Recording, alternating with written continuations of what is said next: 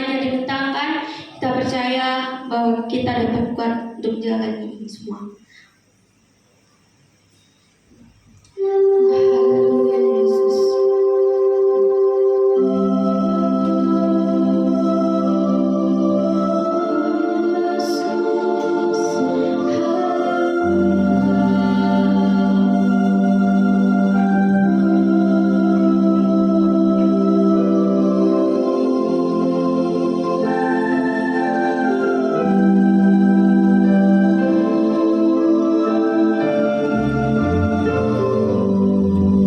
Mari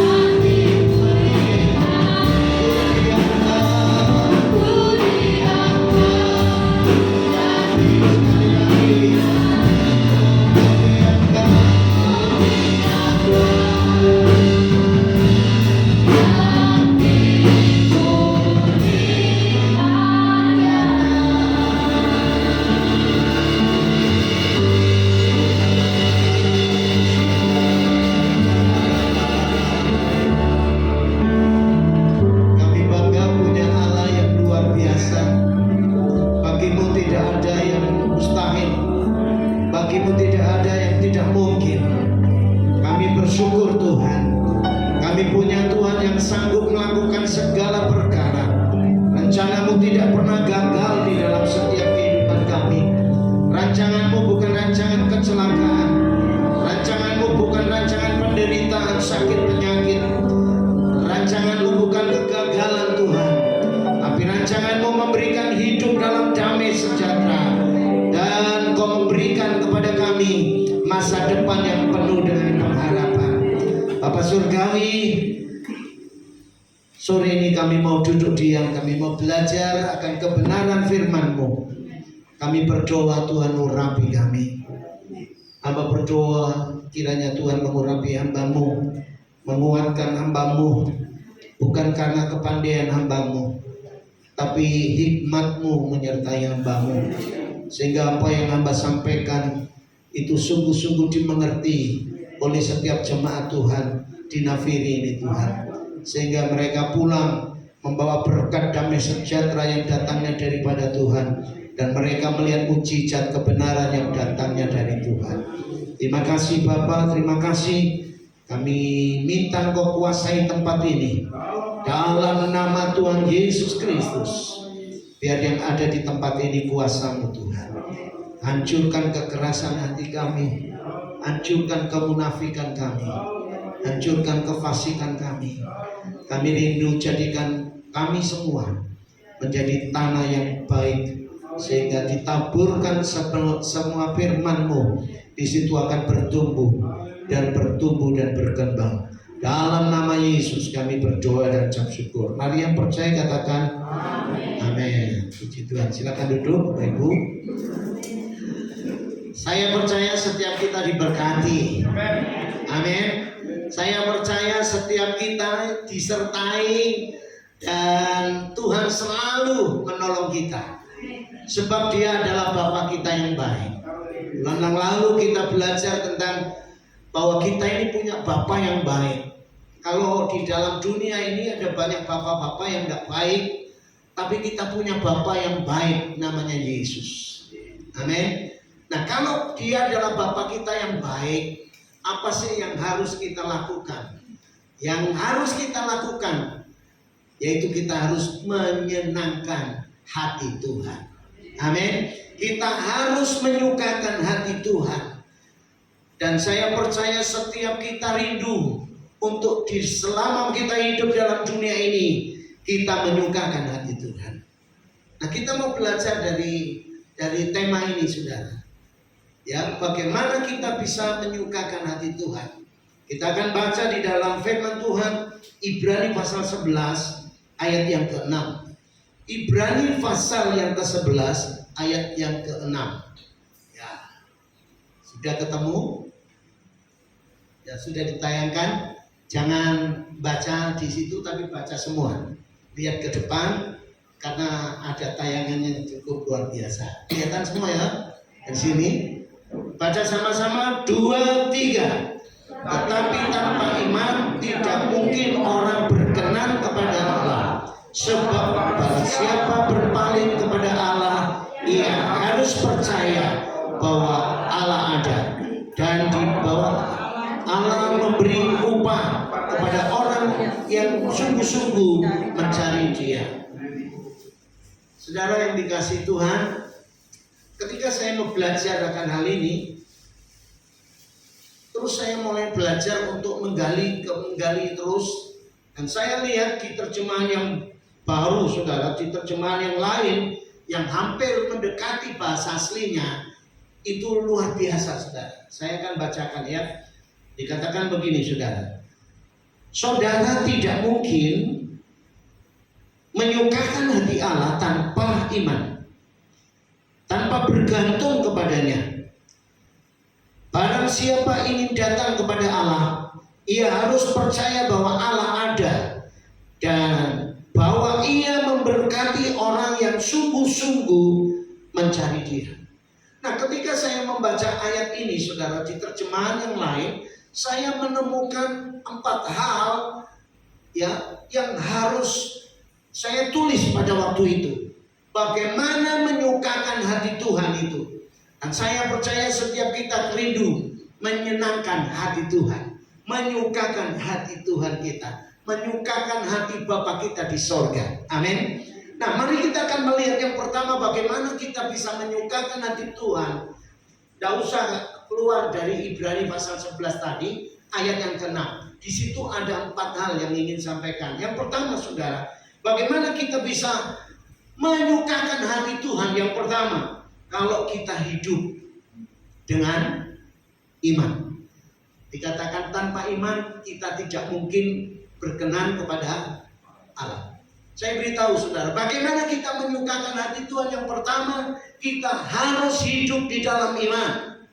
Segala sesuatu yang kita kerjakan harus dasarnya yaitu iman. Ya, kalau saudara membaca di dalam ayat yang pertama, coba dimunculkan Ibrani 11 ayat yang pertama, saudara-saudara, dikatakan begini, iman adalah dasar dari segala sesuatu yang kita harapkan dan bukti dari segala sesuatu yang tidak kita lihat. Jadi segala sesuatu itu dasarnya apa? Iman. Kalau kita ingin menyukakan hati Tuhan, apapun yang kita kerjakan dasarnya harus iman, saudara-saudara. Nah, kalau saudara hidup di dalam iman, saya percaya iman itu menentukan segala-galanya. Kalau saudara ingin disembuhkan Tuhan, kuncinya iman, saudara-saudara. Satu kali di Alkitab itu ada seorang perempuan pendarahan, 12 tahun lamanya. Ya mungkin dulu dia seorang yang sangat cantik atau badannya luar biasa begitu. Tapi begitu kena pendarahan selama 12 tahun, saudara, badannya itu menjadi kurus. Dan Alkitab berkata dia kehabisan harta bendanya karena dibuat berobat terus, saudara, dari tabib satu ke tabib yang lain, saudara, tapi tidak menghasilkan sesuatu. Nah, satu kali Tuhan Yesus berjalan di daerah itu. Ketika Tuhan Yesus berjalan di daerah itu, ada banyak orang berkata kepada satu sama yang lain. Dia berkata, Tuhan Yesus itu luar biasa, Tuhan Yesus itu penyembuh, Tuhan Yesus bisa membangkitkan orang mati. Dan saudara, ketika perempuan pendarahan 12 tahun ini, saudara, ketika dia mendengar Yesus sanggup menyembuhkan, tidak ada barang yang mustahil bagi Allahnya. Saudara, ketika dia dengar seperti itu, bangkitlah imannya. Bangkitlah imannya. Dan dia berkata kepada dalam hatinya, dia berkata begini, asalkan aku pegang jubahnya Yesus, aku pasti sembuh. Itu iman. Ya, itu iman, saudara. Dan iman harus disertai dengan tindakan. Apa tindakannya? Dia melangkah. Dia tidak duduk diam, tapi dia bangkit. Dia merangkak, dia berjalan menuju Tuhan Yesus yang bisa menyembuhkan itu. Ketika dia berjalan sampai kepada Tuhan Yesus, dia pegang jubahnya dan terjadilah kesembuhan. Amen. Kalau kita ingin disembuhkan, kalau kita ingin diberkati Tuhan, kuncinya cuma satu, hidup dalam iman. Saya rindu jemaat Tuhan selalu berkata iman, tapi harus ada prakteknya. Amin. Amin, saudara. Nah, saya lihat di sini luar biasa. Mosok Bapak Gembala tok sing ngalami hidup iman itu, saudara. Ya. Nah, imannya gede. Lah itu dibesarin. Pada waktu perempuan itu memegang jubah Yesus, terjadi mukjizat. Kalau kita ingin disembuhkan, kalau kita mengalami persoalan masalah dalam bentuk apapun, tidak ada seorang pun yang bisa menolong saudara. Bangkitkan imanmu. Ada Yesus yang sanggup menolong saudara.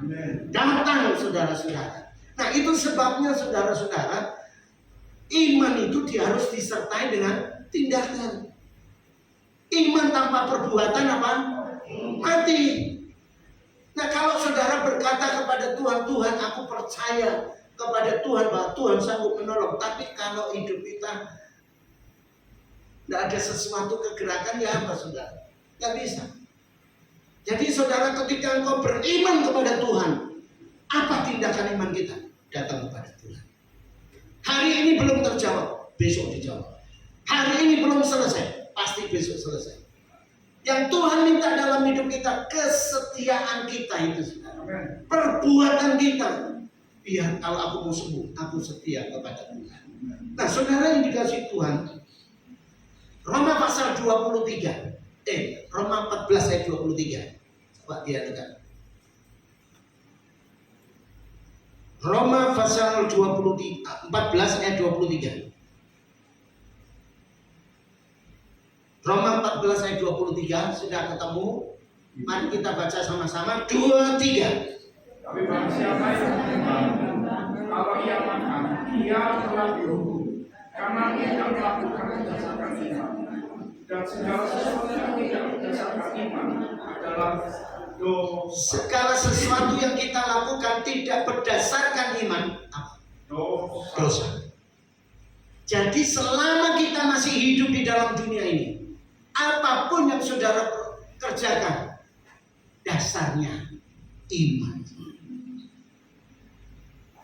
Amin. Amin. Amin.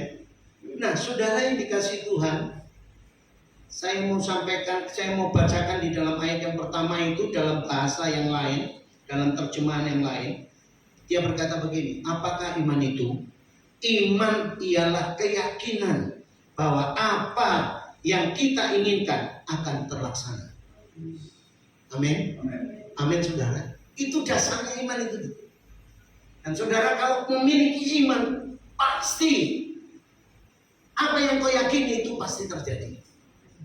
Saya percaya hari-hari ini kita berdoa supaya kita punya tempat ibadah. Amin. Tadi saya ketemu Pak Gembala ngomong, 3 kok susah. Ya, nah sering kali kita itu begitu, saudara. Melihat kenyataan, melihat yang ada, tapi nggak mau melihat jauh ke belakang.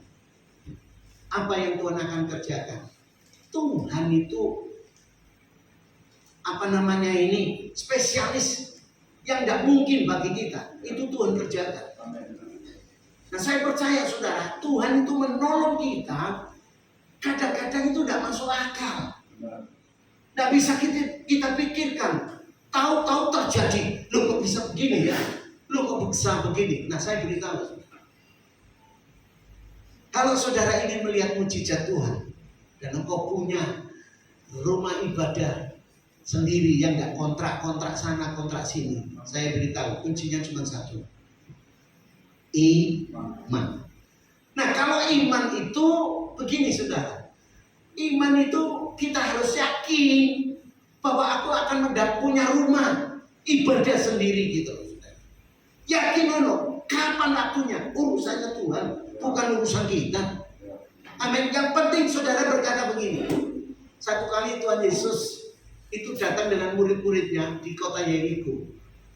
Lihat pohon ini kok gak berbuah ya? Ponar itu dikutuk saudara, mati. Dan Tuhan Yesus berkata begini, engkau bisa lakukan ini kalau engkau percaya. Nah, saudara yang dikasih Tuhan, Tuhan berkata begini, saudara, apa saja yang kamu minta dalam namaku, percayalah bahwa kamu sudah menerimanya. Itu iman. Ternyata Tuhan mengajar kita tentang iman. Kalau saudara ingin menikmati pertolongan Tuhan di dalam rumah ibadah kita, katakan, rumah ini jadi milikku. Rumah ini jadi gereja.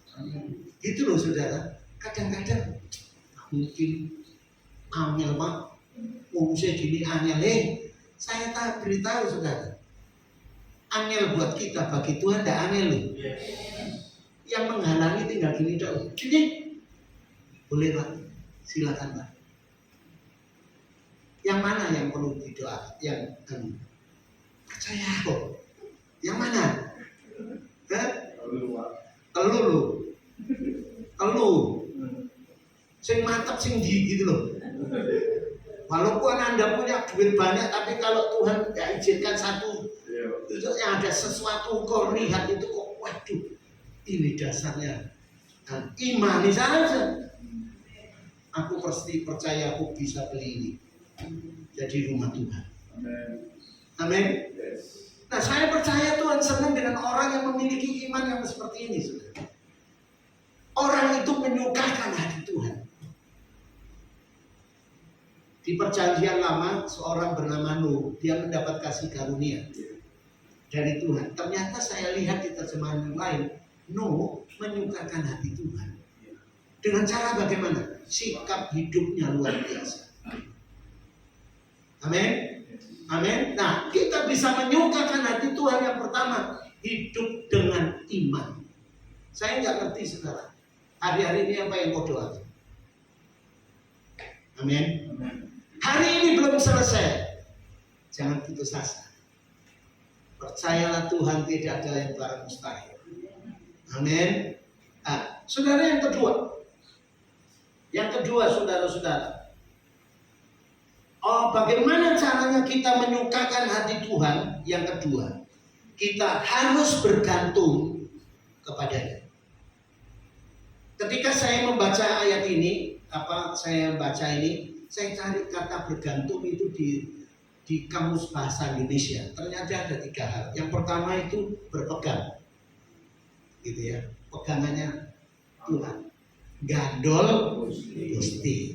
Nyanyinya enak, tapi kenyataannya Kak gandol Gusti, bondol buri dari Pak Yohanes. Kesenggol sedikit, untung. Saya berharap di sini nggak ada. Senggol sedikit, benci. Gandol Gusti, yaitu berpegang itu tadi. Jangan pernah melepaskan pegangan kita kepada Tuhan. Amin. Satu kali saya di Siola, dulu Siola itu ada Ramayana, ya saudara. Ketika saya ada di sana, saya jalan-jalan sama istri sama anak saya.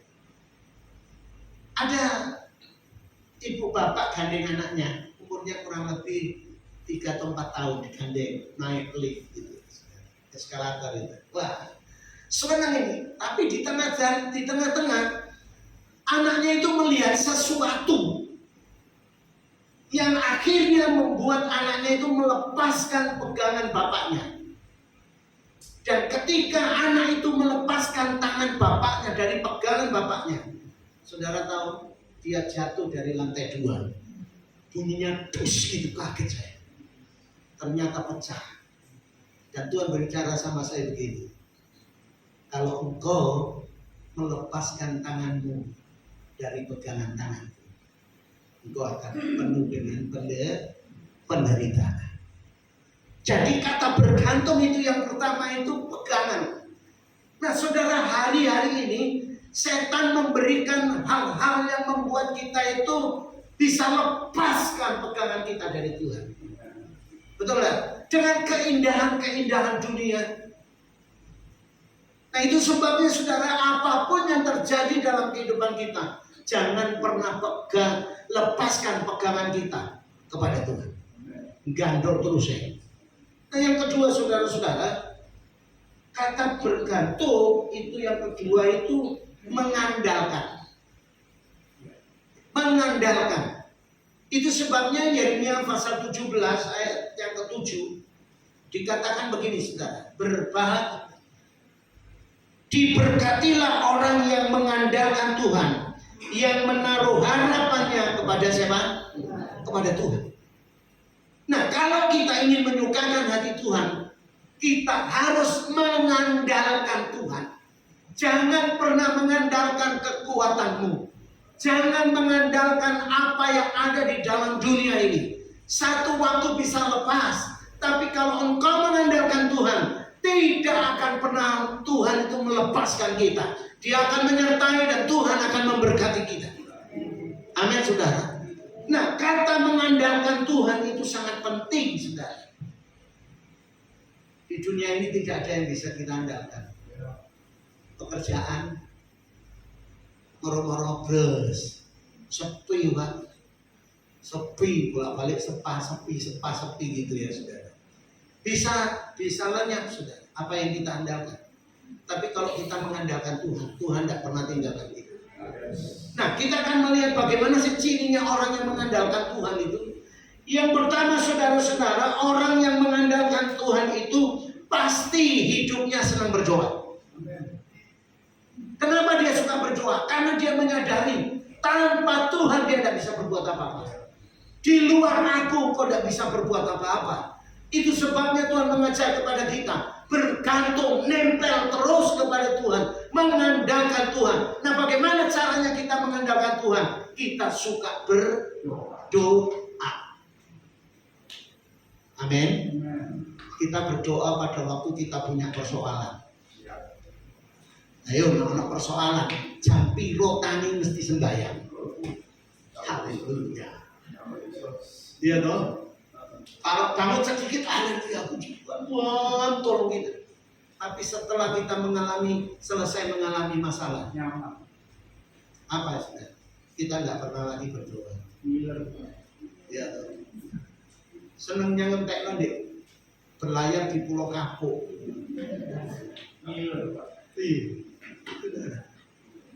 Tuhan tidak lihat kemampuanmu untuk berdoa, nggak lihat itu. Tapi yang Tuhan mau kerinduanmu untuk bersekutu dengan Tuhan. Sebab tanpa Tuhan kita nggak bisa berbuat apa-apa. Kita tidak kuat hari-hari ini kalau kita mengandalkan manusia, tidak mengandalkan Tuhan. Kita tidak mampu, saudara. Ayo, kalau saudara lewat di sini, banyak yang tutup ini. Pasar Atom banyak yang tutup, saudara. Mereka berkata, Pak, sepi-sepi. Apa yang kau andalkan? Hanya satu-satunya. Tuhan pencipta langit dan bumi. Kalau engkau mengandalkan Tuhan, dia suka sekali. Saudara, saya punya anak. Nah, anakku bencek no aku. Betul gak? Bencek no. Kira-kira dikasih, minta ini dikasih. Tapi kalau anak itu menyukakan nanti saya, kalau saya jalur tak kayak. Betul gak, saudara? Demikian juga Bapak kita di sorga. Kita harus mengandalkan Bapaknya. Satu kali ada akrobatik ya. Itu yang berjalan di atas tampar itu, di atas air terjun Niagara. Wah, hebat, saudara. Pertama kali seorang bapak berjalan di situ, wah, tepuk tangan, sampai tujuannya. Begitu mau balik, bapak ini ngomong dengan mereka, siapa yang mau ikut saya nyebrang? Tidak ada satupun yang berani. Ada satu anak yang berkata, Bapak, saya siap ikut berjalan. Digendong Bapak. Saudara, ternyata begitu, wah, sorak-sorak semua. Anaknya ini, waduh, dipuji-puji, wah hebat ya. Begitu selesai ditanyain, kamu kok berani sih, nak? Dia berkata apa? Saya berani karena dia adalah bapak saya. Orang yang mengandalkan itu kayak begitu itu. Amin. Amin. Dia pasti percaya bapaknya pasti menyelamatkan kok. Dia bisa melakukan segala sesuatu. Nah, itu sebabnya saudara dikasih Tuhan. Orang yang menyukakan hati Tuhan, mengandalkan Tuhan, orang itu suka berdoa. Beri salam satu dengan yang lain. Ayo suka berdoa. Ayo. Lihat kanan kiri. Terus ngomong. Amin. Suka doa ya gitu. Amin.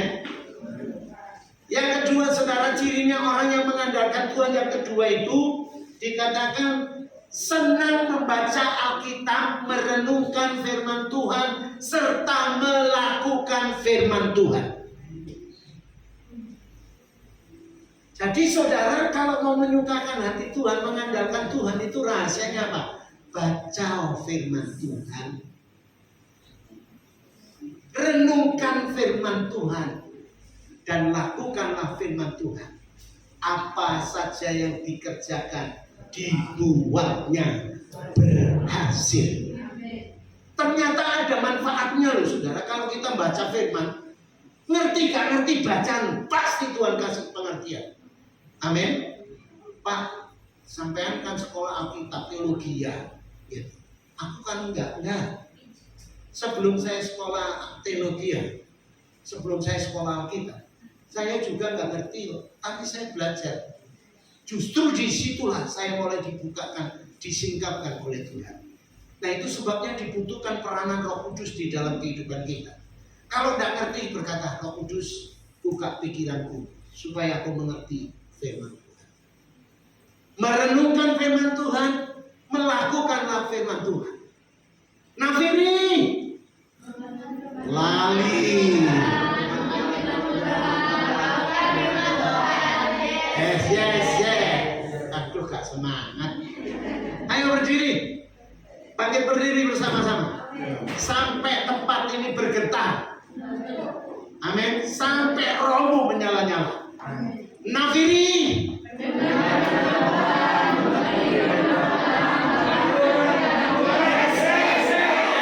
Haleluya. Ya silakan duduk kayak tepuk tangan dorong. Haleluya. Amin. Nah hari-hari ini bagaimana kehidupan kita? Suka baca firman, suka merenungkan firman, suka melakukan firman. Saya nggak tahu, tapi setiap hidup kita pasti yang tahu. Amin. Amin. Saya setiap hari baca firman, dapat firman, catat. Itu saudara-saudara ya. Nah kadang-kadang kita ini hebat. Baca firman, diteguhkan firman, gak pernah dicatat. Di luar kepala Pak, lali kabeh. Yang ketiga saudara-saudara, yang ketiga, orang yang mengandalkan Tuhan itu pasti senang beribadah. Kenapa beribadah? Wajib. Harus. Dikatakan di kitab Ulangan itu berkata begini. Ada satu dulu di GPPS berbakti soal utama. Haleluya. Tuhan memberkati rotimu dan airmu. Sekarang penyakit bukan. Amin. Jadi saudara, orang yang mengandalkan Tuhan itu setia, suka beribadah. Sekalipun ada masalah, sekalipun ada persoalan, sekalipun ada hal-hal yang membuat kita nggak bisa pergi ke gereja, dimanapun kau ditempatkan harus mencari Tuhan, harus beribadah. Sebab di dalam ibadah itu ada berkat Tuhan. Amin. Ada berkat Tuhan, saudara-saudara. Itu sebabnya penulis dalam Ibrani mengatakan begini, jangan lupa akan pertemuan-pertemuan ibadah kita. Nah, kalau kita ingin menyukakan hati Tuhan, setia ke gereja. Walaupun orangnya nggak banyak, walaupun ketemu orang-orang itu toh, tapi jangan sampai redup kerinduanmu mencari Tuhan. Amin. Harus nyala apinya itu. Kalau aku tidak datang di Nafiri, aduh, rugi ya. Ada banyak orang pergi ke gereja itu cari pengkhotbahnya. Betul tidak? Nah pengkhotbahnya, toko semangat. Apa meneh sing ono nubuat gitu. Nubuat tak lama gitu. Apalagi kalau ada begitu saudara, banyak orang sekarang itu senang kayak begitu tuh.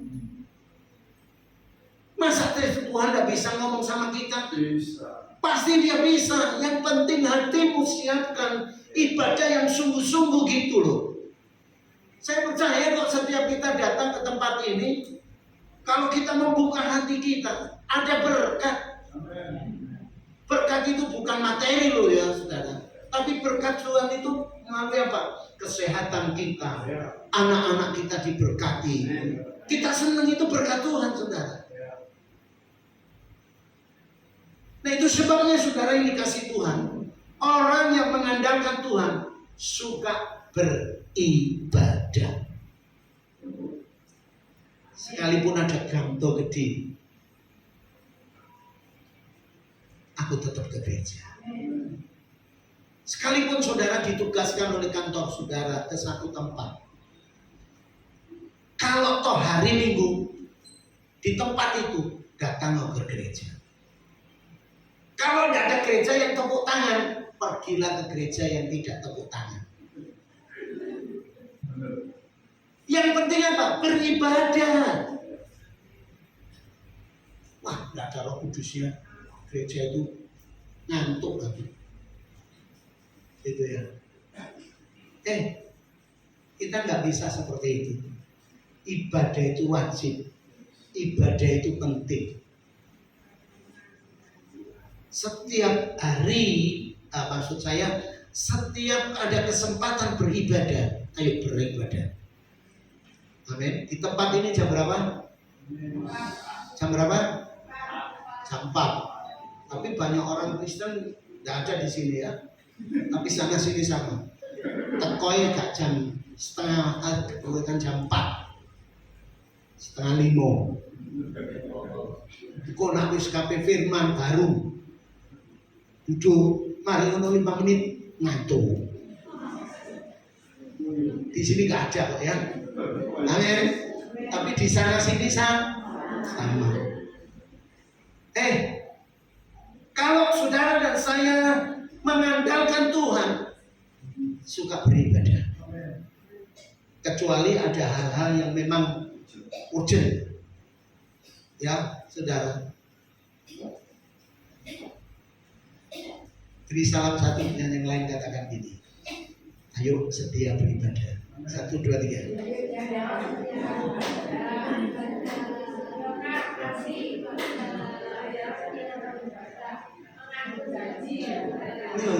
Firman Tuhan berkata, ibadah itu mengandung janji.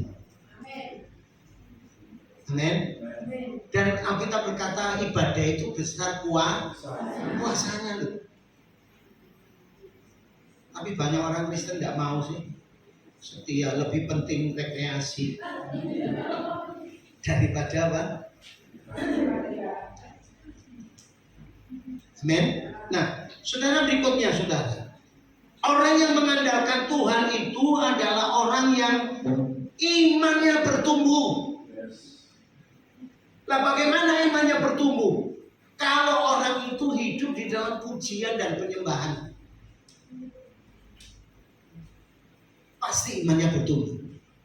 Yang kedua, orang itu suka baca firman. Dan saya beritahu, kalau baca firman jangan berdiam diri. 5 menit HP-mu mesti telepon. Itulah kelotak gitu ya saudara. Tak mau baca aja. Serius betul. Setiap kata demi kata itu diperhatikan. Tuhan ngomong apa ya? Imannya bisa bertumbuh orang itu dan menyukakan hati Tuhan kalau orang itu imannya bertumbuh. Dan bagaimana imannya bertumbuh? Kalau kita memuji dan menyembah Tuhan. Saya terus sampaikan kepada WL, pemimpin pujian. Di sini engkau bisa nyanyi luar biasa.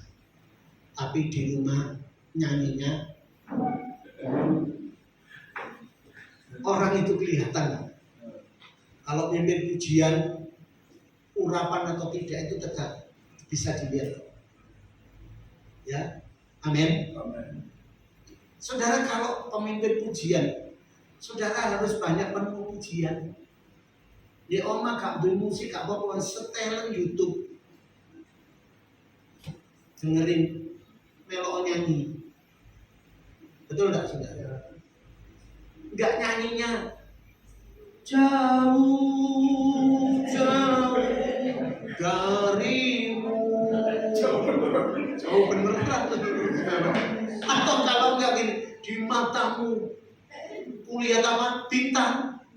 Kata anak orang ini ya. Ya, nyanyinya aduh Gusti. Jatuh bangun aku mengejarmu. Kesel. Itu udah capek saudara. Saya beritahu, pujian dan penyembahan itu penting. Membuat imanmu bertumbuh. Amin. Terus baca firman itu dengar suara. Ojo meneng to, 5 menit mesti ngantuk. HP Alkitab mesti ketebuk.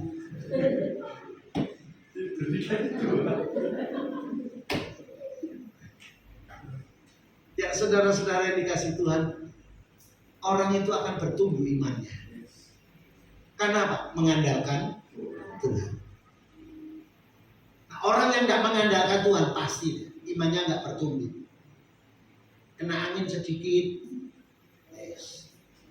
kenapa nggak datang ke gereja? Aduh, sorry aku banyak kerjaan. Padahal enggak, tunggu kamu.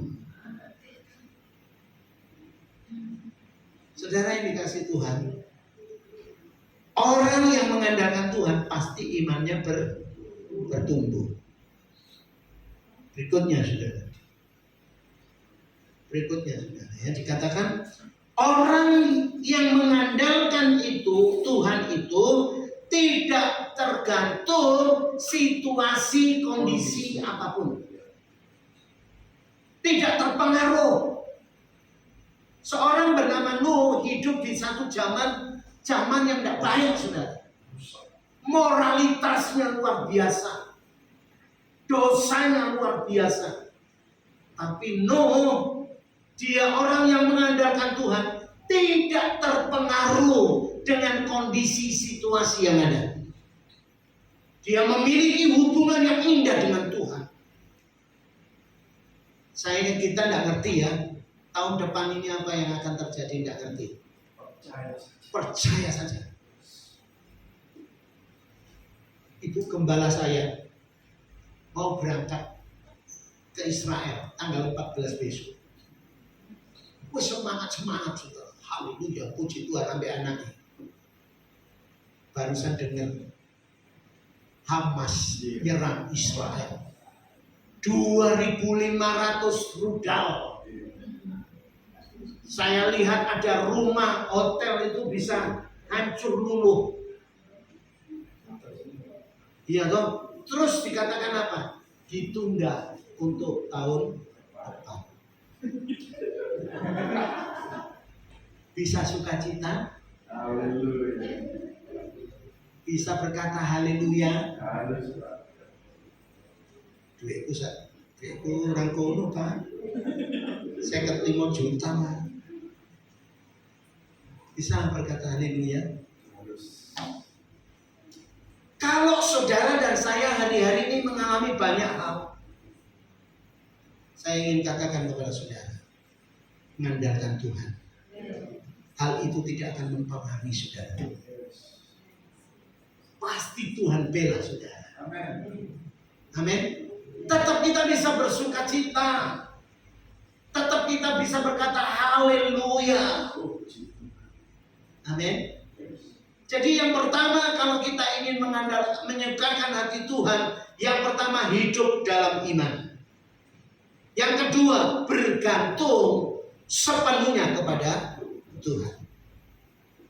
Dikatakan juga dalam kamus itu bukan aja mengandalkan Tuhan, tapi ada satu lagi, mempercayai Tuhan. Segala sesuatu terjadi, masihkah bisa mempercayai Tuhan? Jangan seperti istrinya Ayub. Masihkah kau mengandalkan Tuhan? Padahal melihat kondisinya Ayub itu luar biasa, sakitnya. Hebat, tidak ada orang yang sama seperti dia. Saudara bayangin, ada istrinya luar biasa, wis lebih baik gak usah mempercayai, wis nggak mati oi. Saudara yang dikasih Tuhan, apakah Ayub terpengaruh? Enggak. Alkitab berkata, di dalam hidup Ayub tidak mengeluarkan kata-kata yang menyakitkan hati Tuhan. Kamu itu seperti orang gila, mau terima yang baik, yang tidak baik tidak mau terima. Artinya tidak terpengaruh, sakit, penyakit, persoalan, masalah tidak terpengaruh, karena dia mengandalkan Tuhan. Poin yang ketiga, bagaimana kita menyukakan hati Tuhan. Yang ketiga, saudara-saudara, kalau kita percaya ketika kita datang kepada Tuhan, beribadah kepada Tuhan, percaya bahwa Tuhan ada di tengah-tengah kita. Kalau saudara mau menyukakan hati Tuhan, percaya kalau engkau datang ke tempat ini, ada Tuhan di sini. Amen. Ada kuasa Tuhan yang sanggup menolong saudara. Amen. Nah, berapa banyak saudara-saudara orang pergi ke gereja nggak pernah berubah? Karena satu, dia tidak memberikan hidupnya kepada Tuhan. Dia tidak sadar bahwa ada Tuhan di sini. Sekalipun kok tutup-tutupi dengan bentuk apapun, Tuhan tahu. Dia tahu penderitaanmu, dia tahu masalahmu, dia tahu tetesan air matamu. Tapi yang Tuhan minta di tempat ini apa, saudara-saudara? Izinkan Tuhan itu menjamah hidupmu. Dia adalah Tuhan yang baik, penuh kasih setia. Makanya banyak orang berkata begini, Tuhan Yesus baik, Tuhan Yesus baik. Saya sering kali berkata, dari dulu Tuhan Yesus baik. Betul lah saudara? Betul loh? Dari dulu kok, baru tahu sekarang kan kalau Tuhan Yesus baik. Iya, makanya Tuhan Yesus gak pernah berubah. Betul? Tapi yang kadang-kadang kita juga begitu. Tuhan Yesus tidak berubah, saya pun juga tidak berubah. Betul nggak saudara? Kita punya Tuhan yang tidak pernah berubah, tapi kita harus berubah. Pergi ke gereja, percaya Tuhan ada di tengah-tengah kita, dan Tuhan siap menolong saudara. Itu sebabnya Tuhan berkata begini, persembahkanlah hidupmu kepada Tuhan sebagai persembahan yang hidup, yang kudus dan yang berkenan kepada Tuhan. Itu ibadahmu yang sejati. Ada banyak orang pergi ke gereja, hatinya orangnya di sini, pikirannya non jauh di sana. Makanya nggak pernah berubah. Kita perlu berubah. Kita harus punya komitmen. Nafiri punya komitmen. Aku mau menyukakan hati Tuhan. Dimanapun kau berada, dimanapun kau ditetapkan, aku harus menyukakan hati Tuhan. Caranya gimana? Hidup dengan iman. Yang kedua, bergantung sepenuhnya kepada Tuhan. Yang ketiga, saudara-saudara, percaya kalau kita datang dimanapun kau berada, Tuhan ada bersama dengan saudara. Sebab Tuhan berkata begini dalam kitab Matius 18 ayat 19-20. 2-3 orang yang berkumpul, aku ada di tengah-tengah mereka. Yang pertama. Yang kedua, apa saja yang mereka minta, aku akan memberikannya. Kita lebih dari 3. Amin. Kita lebih dari 4. Kalau Tuhan mau Yesus hadir di tempat ini, sepakat. Gak usah didoakan orang itu. Dia lari sendiri, dia sembuh sendiri, dan dia akan mengalami perubahan di dalam kehidupannya. Saya rindu jemaat di tempat ini, ketika ada orang yang baru, rohnya dijamah Tuhan. Karena ada orang-orang yang menyadari bahwa Nah, ketika dia beribadah, Tuhan ada di tengah-tengah. Percaya Tuhan ada di tengah-tengah kita. Dia tidak tidur, tapi dia melihat hatimu. Hari-hari ini kau dilukai, hari-hari ini kau punya masalah, dan tidak ada seorang pun yang bisa menolong saudara. Percayalah Tuhanmu bisa lakukan itu semuanya. Bisa lenyapkan, bisa menolong saudara. Dan Tuhan minta, buka hatimu, izinkan Yesus masuk dalam kehidupan. Yang keempat saudara, bagaimana caranya kita bisa menyukakan hati Tuhan? Yang keempat, kalau kita mencari Tuhan dengan sungguh-sungguh.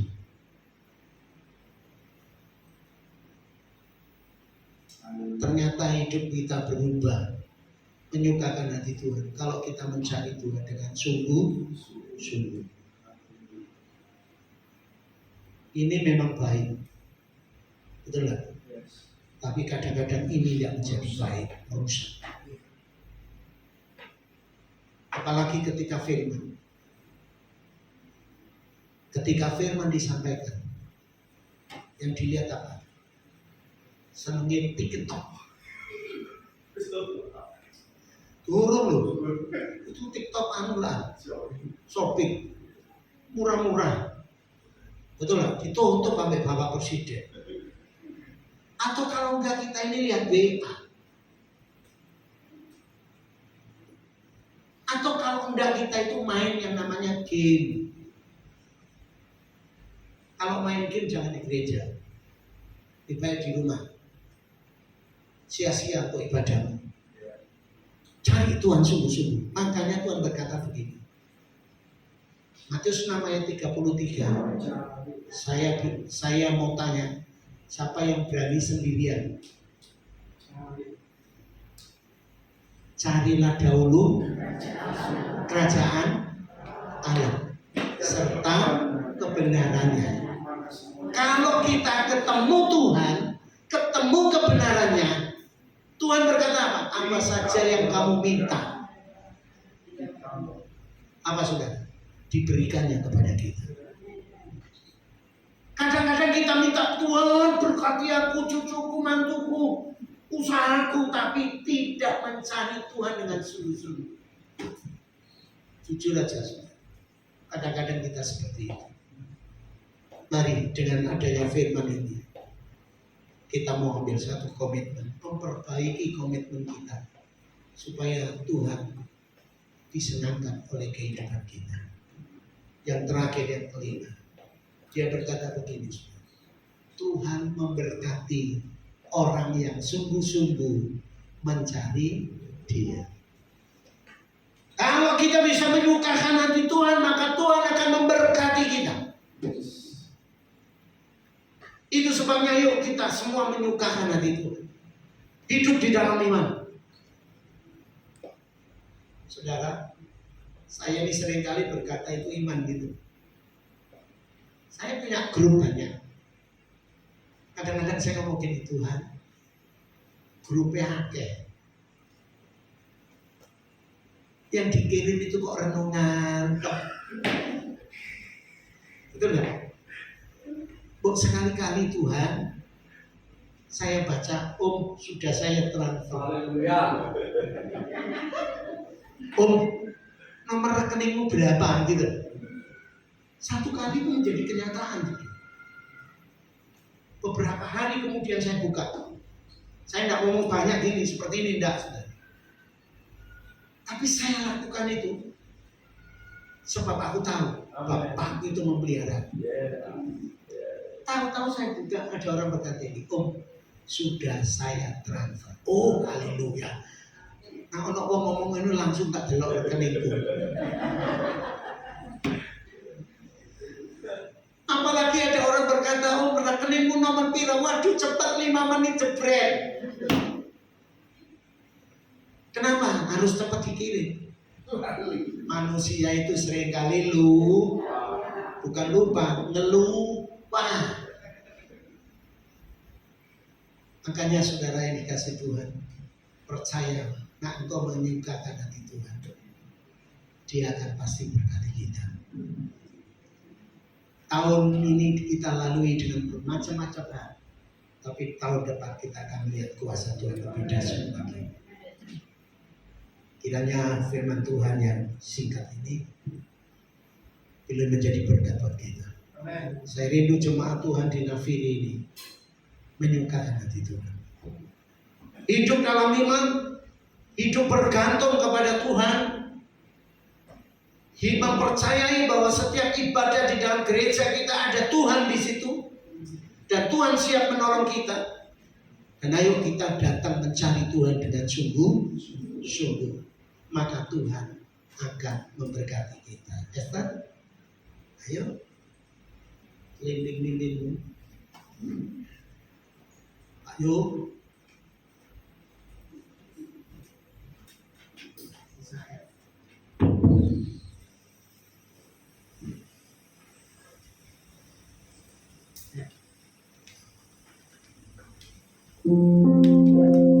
Tuhan, ku mau menyenangkan-Mu. Tuhan, bentuklah hati ini jadi bencana untuk hormat-Mu.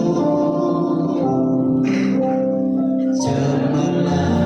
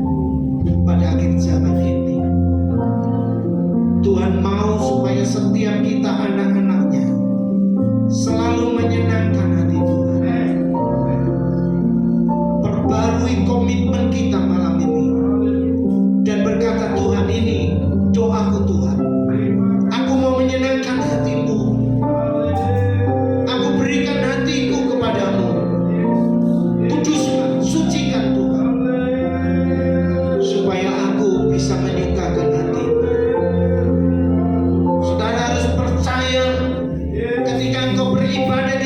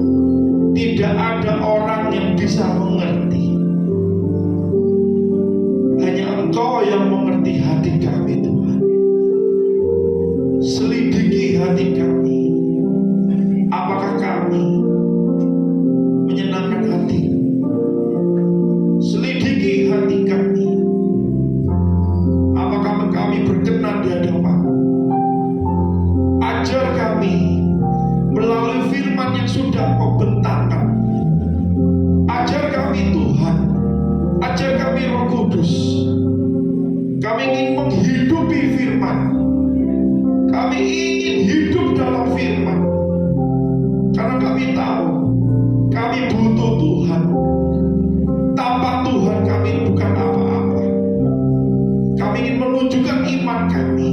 Kami ingin menunjukkan hati kami. Karena kami begitu mencintai Tuhan. Terima kasih Tuhan. Meteraikan firman-Mu. Meteraikan firman-Mu dalam hati kami. Kuatkan kami. Kami tahu Tuhan. Kami tahu dan kami tahu. Hanya Engkau yang selalu kami andalkan. Tuhan, Bapa mau berdoa untuk dari teman sahabat kami Pak Yusuf. Pakai beliau, berikan hikmat, kebijaksanaan, segala sesuatu yang rahasia dari Tuhan. Berkati. Limpahkan segala sesuatu yang baik. Mungkin hamba-Mu gak tahu Tuhan, tapi Engkau yang akan memberkati. Engkau hanya melimpahkan. Berkati pelayanannya. Berkati pelayanannya Tuhan. Apapun, dimanapun, Pak Yusuf akan dipakai oleh Tuhan lebih lagi. Terima kasih Tuhan. Berkati keluarganya. Berkati apapun Tuhan, anaknya. Biarlah Tuhan kemanapun Pak Yusuf pergi, nama Tuhan dimuliakan. Terima kasih Tuhan, terima kasih. Kami mengucap syukur. Dan Tuhan, kami berdoa Tuhan untuk sebentar. Kami ingin melakukan firman. Kami ingin menyerahkan salah satu anak kami. Biarkan Tuhan, kami ingin menggenapi firman. Kami ingin membawa anak-anak kami datang kepada Tuhan. Terima kasih Tuhan, terima kasih. Di dalam nama Tuhan Yesus Kristus Tuhan. Haleluya. Amin. Silakan duduk. Kita akan melakukan penyerahan anak.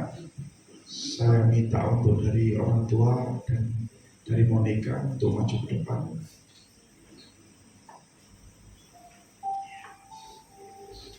Mohon bisa bantuan untuk tempat duduk. Yes.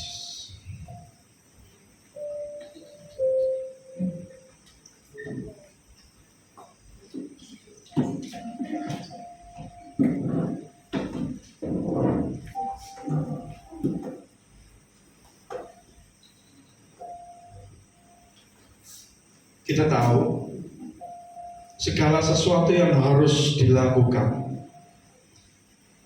jika memang Tuhan mau dan harus kita lakukan.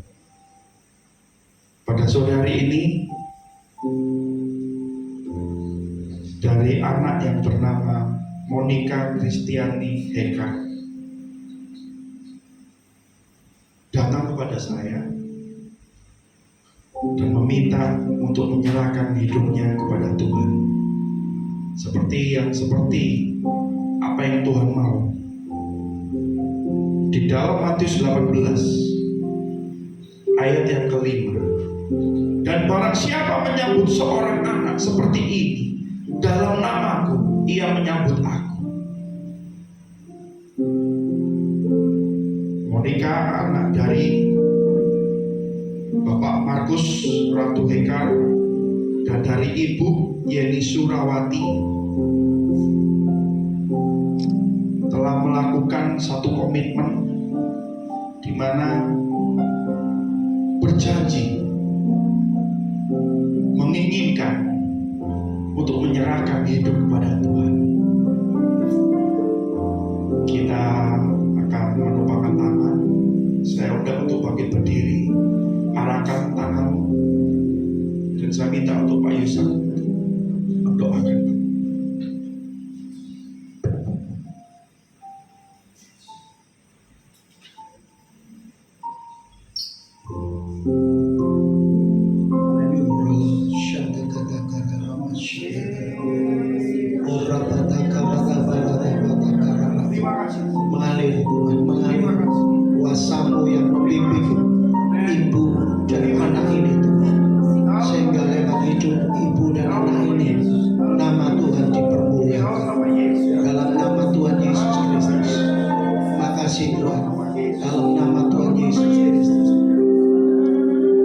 kuasai anakmu ini ke dalam. Kami serahkan anakmu ini ke dalam tangan. Dalam nama Tuhan Yesus, kiranya berkat daripada Allah turun atas hidupmu.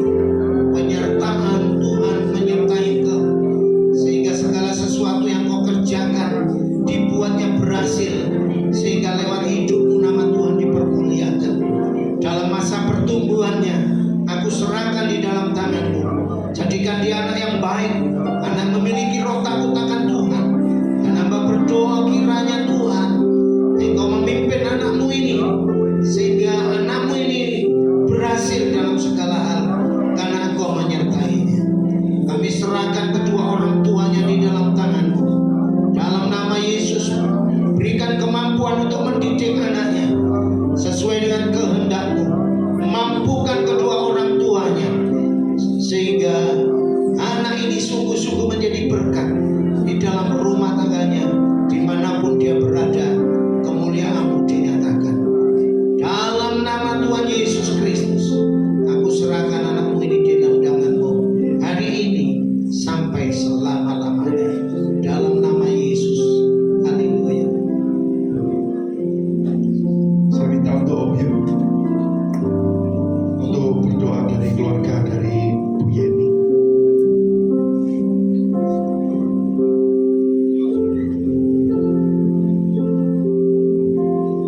Kasih Bapa Engkau Allah yang baik. Tuhan sudah campur tangan di dalam segala perkara buat keluarga dari Bu Yeni. Saat ini aku percaya Tuhan, Tuhan taruhkan tanggung jawab sebagai orang tua. Tuhan berikan titipan seorang anak ini di dalam nama Yesus. Di Monica ini diserahkan di dalam tangan Tuhan. Anaknya akan bertumbuh menjadi besar, dipakai Tuhan, diperkenan di hadapan Tuhan, menjadi anak yang boleh menyukakan hati Tuhan, menyukakan kedua orang tuanya juga di dalam nama Yesus. Diberkati Bu Yeni juga di dalam nama Yesus. Aku percaya dalam segala apapun yang dilakukannya, Tuhan senantiasa turun bekerja di dalam keluarganya, suaminya juga Pak Markus di dalam nama Yesus. Tuhan juga memberkati dalam kondisi apapun saat ini. Berkat Allah senantiasa turun di dalam kehidupan keluarga Bu Yeni dan kedua anaknya juga, yang laki dan perempuan laki ini, Mbak Lia. Semua diberkati Tuhan di dalam keluarga ini Tuhan. Aku percaya pakai Bu Yeni untuk menjadi seorang hamba-Mu yang setia pada Tuhan di dalam nama Yesus. Boleh melakukan apa yang menjadi tanggung jawab di hadapan Tuhan. Boleh senantiasa membawa keluarganya untuk lebih dekat kepada Tuhan. Terima kasih dalam nama Yesus. Aku serahkan semua ke dalam tangan Tuhan. Semua jemaat yang sudah bersatu mendoakan, semua diberkati Tuhan pada saat ini. Hamba-Mu juga Pak Yusak yang sudah memberkati kami di dalam firman Tuhan. Tuhan juga memberkati kami semuanya. Di dalam nama Yesus kami sudah berdoa dan mengucap syukur. Haleluya. Amin.